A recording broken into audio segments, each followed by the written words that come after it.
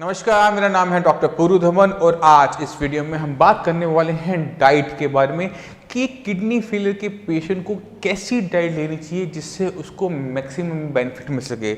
ऐसी कौन सी डाइट लेनी चाहिए जिससे उसकी किडनी में कम से कम नुकसान हो। ऐसी कौन सी डाइट लेनी चाहिए कि ना उसका पोटेशियम बढ़े, सोडियम बढ़े, क्रिएटिनिन बढ़े। तो आज इसी के बारे में हम बात करेंगे इस वीडियो के अंदर। एक किडनी फेलियर के पेशेंट के लिए डाइट बहुत ज़्यादा इंपॉर्टेंट है क्योंकि बॉडी के अंदर कुछ भी जा रहा है वो डाइट के थ्रू जा रहा होता है, आपके खाने पीने की से जा रहा होता है। तो अगर हम खाने पीने को समझ लेते हैं कि किडनी किस तरह से उसको फिल्टर कर रही है, बॉडी किस तरह से वर्क कर रही है, तो पेशेंट के लिए लाइफ बहुत इजी हो जाती है। कॉम्प्लिकेशंस जो आने वाली होती हैं वो बच जाती हैं। तो जितने भी पेशेंट हैं साइंस संजीवनी के, जितने भी पेशेंट हैं अपने किडनी के, उनको मैं इस वीडियो से बताना चाहता हूं कि डाइट को आप कैसे कंट्रोल कर सकते हो और डाइट से आप किन किन कंपोनेंट्स को कंट्रोल कर सकते हो।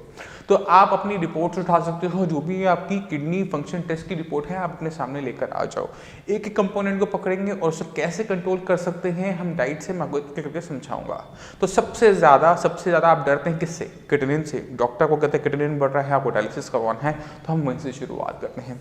क्रिएटिनिन को कंट्रोल करना है तो क्रिएटिनिन के बारे में थोड़ा सा जान लो। ये जो होता है ये एक वेस्ट मटेरियल होता है जो कि आपकी मसल्स में बनता है। मसल्स में बनने वाला वेस्ट मटेरियल है जो नॉर्मली किडनी से बाहर चला जाता था मगर अब नहीं जा पा रहा। मगर अगर आप इसे कंट्रोल करना चाहते हो तो आपको बस छोटा सा काम करना होता है, आपको ध्यान रखना होता है अपने प्रोटीन इंटेक का। क्योंकि प्रोटीन एक ऐसा कंपोनेंट है जो बॉडी के अंदर जाता है, डाइजेशन के अंदर जाता है तो बहुत सारा एक्स्ट्रा वेस्ट मटेरियल बनाता है। क्योंकि आपकी किडनी ढंग से काम नहीं कर पा रही इसलिए वो एक्यूमुलेट शरीर में इकट्ठा होना शुरू हो जाता है। तो जितने भी पेशेंट किडनी के होते हैं हम उनको यही एडवाइस करते हैं कि आपने इस तरह का प्रोटीन लेना है जो 100% एब्जॉर्बेबल हो, बॉडी से कंज्यूम कर जाए, कुछ भी वेस्ट मटेरियल ना बनाए। तो जितने भी पेशेंट हैं किडनी के, जितने भी पेशेंट साइंस इंजीनियरिंग में आते हैं हम उनको यही एडवाइस करते हैं, या तो पेशेंट को हम लो प्रोटीन डाइट पे रखते हैं या पेशेंट को रखते हैं प्रोटीन फ्री डाइट पे। अब आपको प्रोटीन फ्री डाइट लेनी है या लो प्रोटीन डाइट लेनी है ये डिपेंड करता है आपकी बॉडी की कंडीशन पे। एक पेशेंट बहुत ज़्यादा कमज़ोर है, उसको अगर प्रोटीन बंद करवाएंगे तो बॉडी बहुत जल्दी कोलैप्स हो जाएगी, थकावट आ जाएगी, उसकी बॉडी चल नहीं पाएगी।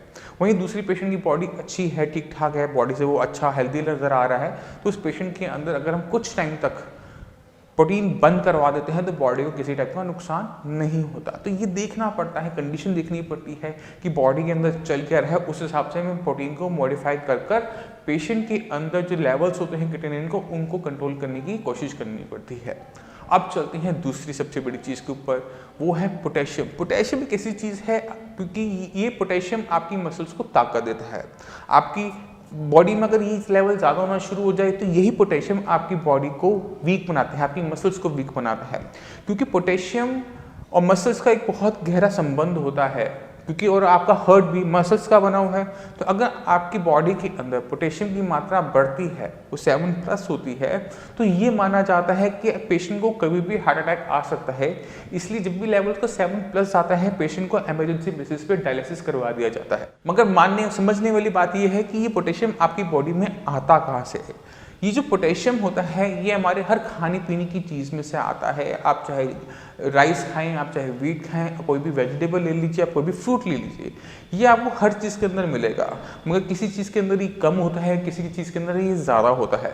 तो किडनी के पेशेंट को ये एडवाइस किया जाता है कि जो भी आप सब्जी लें, जो भी आप फ्रूट लें, वो लो पोटेशियम होनी चाहिए, जिससे आपकी बॉडी के अंदर पोटेशियम की मात्रा कंट्रोल बनी रहे, आपके हार्ट को, आपकी हेल्थ को किसी टाइप का नुकसान ना हो।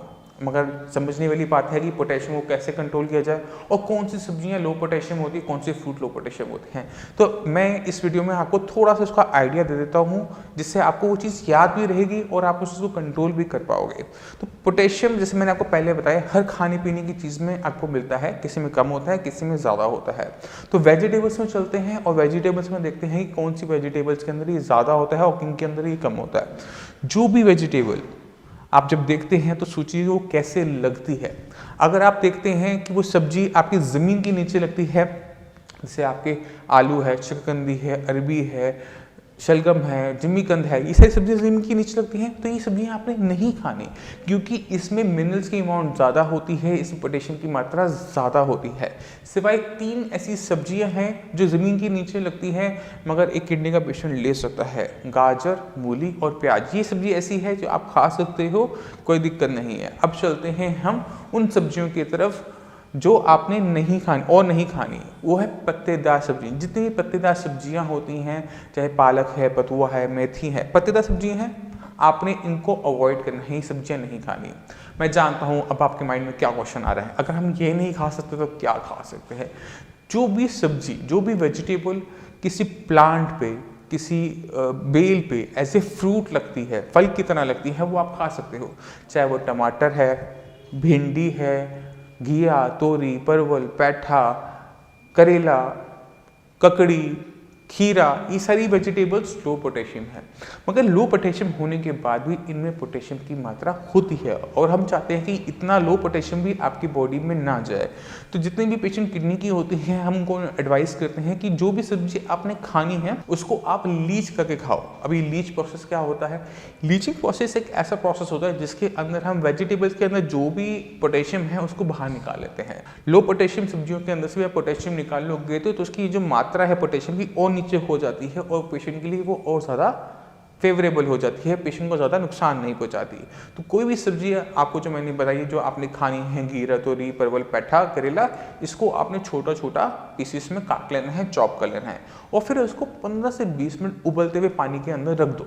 अब पानी में रखने से क्या होगा कि सब्जी जब पानी के कांटेक्ट में आती है तो पोटेशियम जो सब्जियों के अंदर है वो निकल कर पानी में आ जाएगा और जो आपकी सब्जियां हैं वो लो पोटेशियम हो जाएंगी और ये सब्जियां अब आपको नुकसान कम पहुंचाएंगी। इसकी वजह से आपकी बॉडी में जो पोटेशियम की मात्रा जो बढ़ने की कंप्लेंट थी वो नहीं हो पाएगी। अब चलते हैं दूसरी आइटम के ऊपर, वो है फ्रूट्स। फ्रूट्स हर पेशेंट, हर एक इंसान खाता है मगर किडनी के पेशेंट को ये नहीं पता होता कि कौन सा फ्रूट उसने खाना है, कौन सा फ्रूट उसने नहीं खाना। फ्रूट्स के मामले में हम हर किडनी पेशेंट को यही कहते हैं कि फ्रूट्स के अंदर जो आपका पोर्शन साइज, मतलब कितनी अमाउंट में आप खा रहे हैं फ्रूट, वो ज़्यादा मायने रखता है। कौन से फ्रूट आपने नहीं खाने, मैं आपको पहले वो बता देता हूँ। आपने जो बिल्कुल नहीं खाने, जिनको आपने टच नहीं करना, उसमें सबसे पहले आता है आपका बनाना, कीवी, डेट्स, खजूर, ड्राई फ्रूट्स। ये वो चीज़ें हैं जिनको आपने बिल्कुल भी टच नहीं करना। अब आप बादाम खाना चाहते हैं, बादाम को भिगो के खाएंगे तो भी वो उतना ही नुकसान करेगा जितना वो आपको ड्राई में करता है। तो जितने भी ड्राई फ्रूट्स हैं ना आपने भिगो के खाने हैं, ना आपने उनको ड्राई फॉर्म में खाना है। ड्राई फ्रूट्स को आप टच नहीं करेंगे। मगर अब ये होता है कि आपने कौन कौन से फ्रूट्स खा सकते हो। इन सब चीज़ों के अलावा जो भी आप फ्रूट्स खाना चाहते हो आप खा सकते हो, बट कंडीशन क्या होती है उसका साइज़। अब साइज़ आपने लेना है 1 कप, यानी आप 1 कप फ्रूट्स का, एक फ्रूट लिया, आपने उसे काटा, काटने के बाद आपने उसे मेज़र कर लिया 1 कप के अंदर। अब 1 कप फ्रूट्स अगर आप डेली लेते हैं, वो मिक्स भी ले सकते हैं, कोई एक सिंगल भी ले सकते हैं। आप उसको लेंगे, आपकी बॉडी के अंदर पोटेशियम की मात्रा नहीं बढ़ती हुई देखी जाती। अब होगी फ्रूट्स एंड वेजिटेबल्स की बात। अब चलते हैं अपनी सीरियल्स के ऊपर कि व्हीट खाना है, राइस खाना है, मिक्स ग्रेन खाना है, रागी खाना है, वो भी मैं आपको बहुत क्लियर कर देता हूँ। हमें बहुत कम लिमिटेड इन्फॉर्मेशन होती है कि कौन सी चीज़ के अंदर कितना पोटेशियम है, कितना पोटेशियम नहीं है। तो जितने भी किडनी के पेशेंट्स होते हैं हमको यही एडवाइस करते हैं कि आप अपने आप को व्हीट एंड राइस के बीच में फिक्स रखो। अगर आप डायबिटिक नहीं हो तो आप राइस ले सकते हो और जितना चाहो उतना राइस ले सकते हो, या फिर व्हीट की बनी हुई कोई भी आइटम हो सकती है। व्हीट के मगर दलिया है, सूजी है, मैदा है, आटा है, इससे बनी हुई कोई भी आइटम जितनी चाहो आप ले सकते हो।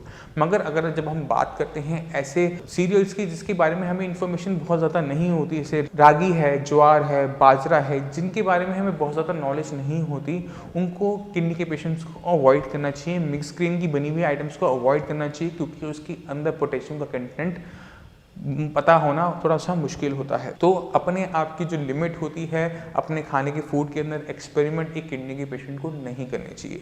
इसके बाद चलते हैं हम सबसे अगली आइटम के ऊपर जो पेशेंट को नुकसान पहुंचाती है, वो है सोडियम। सोडियम अगर आप अपनी रिपोर्ट में देखोगे तो अक्सर वो आपको लो मिलता है, ओके मिलता है, मगर सोडियम आपकी बॉडी के अंदर बीपी भी बढ़ा रहा होता है। क्योंकि किडनी के पेशेंट के अंदर एक बहुत कॉमन दिक्कत देखी जाती है कि पेशेंट का जो बीपी होता है वो हमेशा बढ़ा रहता है, चाहे पेशेंट आपको डायबिटीज़ का ही क्यों नहीं मिलता, डायबिटिक नेफ्रोपैथी का ही क्यों नहीं मिलता, मगर जब भी किडनी को नुकसान होना शुरू होता है उसकी वजह से बीपी हमेशा आपका बढ़ा रहता है।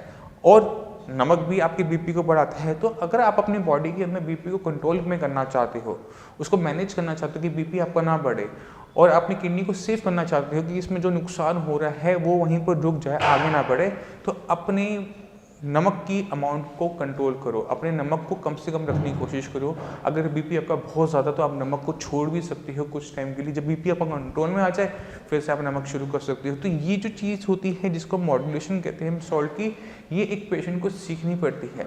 इसके लिए आपको चाहिए होता है रेगुलर बेसिस पे अपना बीपी मॉनिटरिंग। किडनी पेशेंट्स को साई संजीवनी के जितने भी पेशेंट आते हैं साई संजीवनी में, उनको हम यही एडवाइस करते हैं कि अगर आपको बीपी की दिक्कत नहीं भी है तो भी आप अपना बीपी चेक डेली बेसिस पे करोगे और वो काम खुद करोगे। अगर आपको बीपी अपना बढ़ा हुआ नज़र आता है कि आपका बीपी 90 प्लस जा रहा है, तो आपको अपना जो सोल्ट का इंटेक होता है वो बंद करना पड़ता है। जैसे ही बीपी का कंट्रोल में आना शुरू होता है आप दोबारा से सॉल्ट इंटेक कर सकते हो, मगर उसकी मात्रा को ध्यान रखो, क्योंकि जितना नमक आप खाओगे उतना आपका ब्लड प्रेशर बढ़ेगा। और नमक के साथ एक दिक्कत और होती है, जब इसकी मात्रा बॉडी में ज़्यादा होनी शुरू हो जाती है, इसकी वजह से बॉडी के अंदर स्वेलिंग आनी शुरू होती है। पेशेंट को अपने लेग्स के आसपास स्वेलिंग देखने को मिल सकती है। फ्लूइड की एक्यूमुलेशन बढ़ाता है सॉल्ट। तो जितने पेशेंट स्वेलिंग वाले होते हैं, जिनके पैर में स्वेलिंग आ रही है, फेस पे स्वेलिंग आ रही है, उनका नमक का इंटेक कम करवाया जाता है। अब चलते हैं अपनी नेक्स्ट आइटम जो आपको अपनी बॉडी के अंदर कंट्रोल करनी होती है, वो है फ्लूइड, पानी। हम जो भी खा रहे हैं पी रहे हैं उससे आपके बॉडी के अंदर पानी जा रहा होता है, और ये पानी आपकी बॉडी में इकट्ठा भी हो सकता है। अगर आपकी बॉडी के अंदर एक्यूमुलेशन ऑफ फ्लूइड देखी जा रही है, पानी का इकट्ठा होना देखा जा रहा है, तो आपको अपने पानी की अमाउंट को ठीक अमाउंट में रखना बहुत ज़रूरी होता है कि ना आपको स्वेलिंग आए, ना आपके शरीर के अंदर किसी चीज़ की पानी की कमी हो, और आपका यूरिन भी सही तरीके से बनता रहे। तो इसके लिए क्या करना पड़ता है, आपको अपने बॉडी के अंदर जो इंडिकेटर्स लिए हैं, जो भगवान ने लगा के आपको भेजा है, उनको सुनना पड़ता है। अगर आपके लिप्स ड्राई हो रहे हैं, मतलब आपकी बॉडी के अंदर पानी की कमी हो रही है, तो आप पानी की अमाउंट को बढ़ा सकते हो। वहीं पर अगर आपकी बॉडी के अंदर स्वेलिंग आ रही है, पैर सूज रहे हैं, तो आपका मतलब है कि किडनी की फंक्शनिंग कम हो रही है। इसका मतलब है कि बॉडी पानी को बाहर नहीं निकाल पा रही, तो आप अपने पानी को थोड़ा सा कम कर सकते हो, जिससे आपकी जो स्वेलिंग है वो कंट्रोल में आ सके।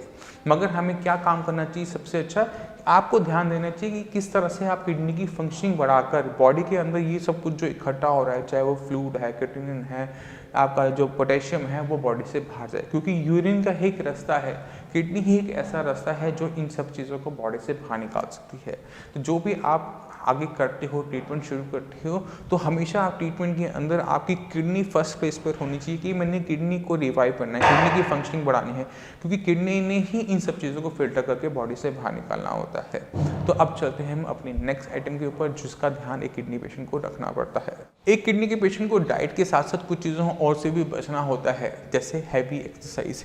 अगर एक किडनी का पेशेंट बहुत हैवी एक्सरसाइज करता है, विग्रेस एक्सरसाइज करता है, तो भी उसकी मसल्स के अंदर क्रिएटिनिन की मात्रा ज़्यादा बनती हुई देखी जाती है और उसके लेवल्स बढ़ते हुए देखे जाते हैं। तो जितने भी पेशेंट हैं किडनी के, उनको यही एडवाइस किया जाता है कि आप अनुलोम विलोम करो, कपालभाति करो, आप योगा करो, वॉक करो, बट आप रनिंग, स्विमिंग, बैडमिंटन या कोई ऐसी एक्सरसाइज जिसके अंदर आपको बहुत ज़्यादा वेट उठाना पड़ता हो, या ऐसा कोई काम जो आप करते हो जिसमें आपको वेट उठाना पड़ता हो, ऐसे काम से आप बचो, क्योंकि इससे आपके लेवल्स क्रिएटिनिन के बढ़ते हुए देखे जाएंगे।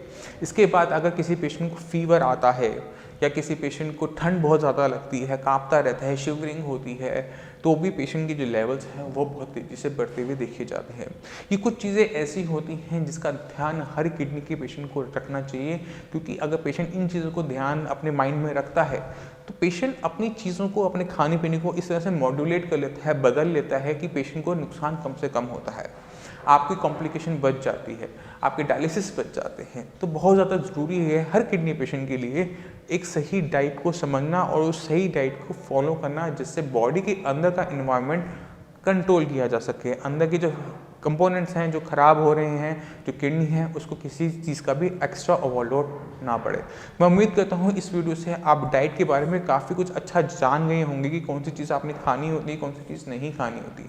अगर फिर भी आपके माइंड में कोई भी डाउट है तो डाइट से रिलेटेड हमारी और वीडियोज़ इस चैनल पर हैं, आप उसको देख सकते हैं। आप किडनी से रिलेटेड किसी भी प्रॉब्लम के लिए नीचे दिए हुए नंबर पर कॉल करके अपॉइंटमेंट लेकर मुझसे भी आके मिल सकते हैं। फिर भी आपके माइंड में कोई भी डाउट हो, कुछ भी पूछना चाहते हो तो नीचे कमेंट सेक्शन में कमेंट भी कर सकते हैं, क्योंकि अगर आप जो मर्जी ट्रीटमेंट करवाओ और ये जो कारण है, चाहे बीपी है, चाहे आपका शुगर है, आपकी बॉडी के अंदर बैठा हुआ है, अनमैनेज्ड है, अनकंट्रोल्ड है, तो ये हर सेकंड हर मिनट आपकी किडनी को नुकसान पहुंचा रहा होता है।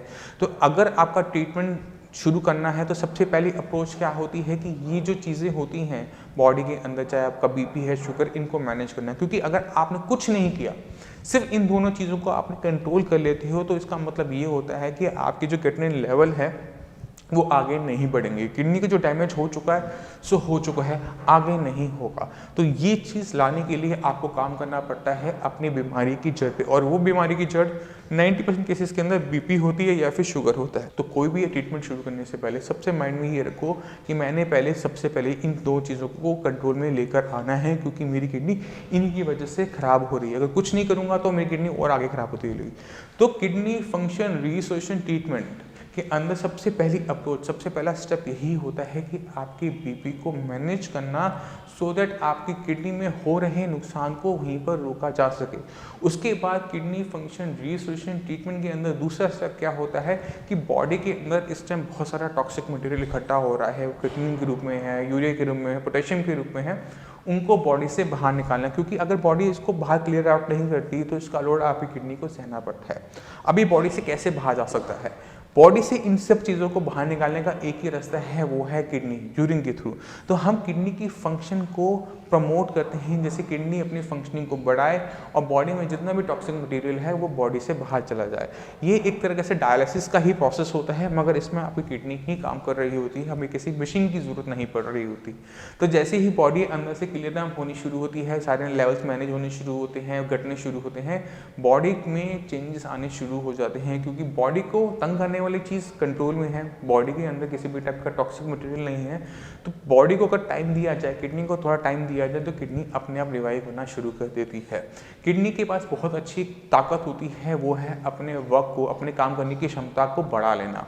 एक छोटा सा एग्जांपल सोच के देखो, एक पेशेंट है जिससे किडनी चाहिए, तो उसे एक देने वाला भी होता है। जो अपनी किडनी देता है वो सिंगल किडनी हो जाता है, उसके पास एक ही किडनी रह जाती है, मगर उसके लेवल्स नहीं बढ़ते, क्योंकि उसकी हेल्दी किडनी अपने साइज को बढ़ा करके, अपने काम करने की क्षमता को बढ़ा कर उस काम को करना शुरू कर देती है। उसमें नेफ्रॉन्स नहीं बढ़ते, उसमें किडनी की अपनी क्षमता को बढ़ा लेती है। बस हम वही किडनी की जो क्षमता है, जो हर एक इंसान के अंदर है, हम उसी को यूज़ करते हुए, आपके लेवल्स को कंट्रोल में करते हुए आपको किसी भी कॉम्प्लिकेशन से बचा लेते हैं, चाहे वो आपका डायलिसिस हो, चाहे वो आपका ट्रांसप्लांट हो। मैं उम्मीद करता हूँ इस वीडियो में आप काफ़ी अच्छा कुछ समझ गए होंगे डाइट के बारे में, किडनी फंक्शन रिस्टोरेशन ट्रीटमेंट के बारे में। फिर भी कुछ पूछना चाहते हो तो नीचे दिए हुए नंबर पर कॉल कर आप अपॉइंटमेंट लेकर मुझसे मिल भी सकते हो। इसी के साथ मुझे चलने की आज्ञा दीजिए। धन्यवाद।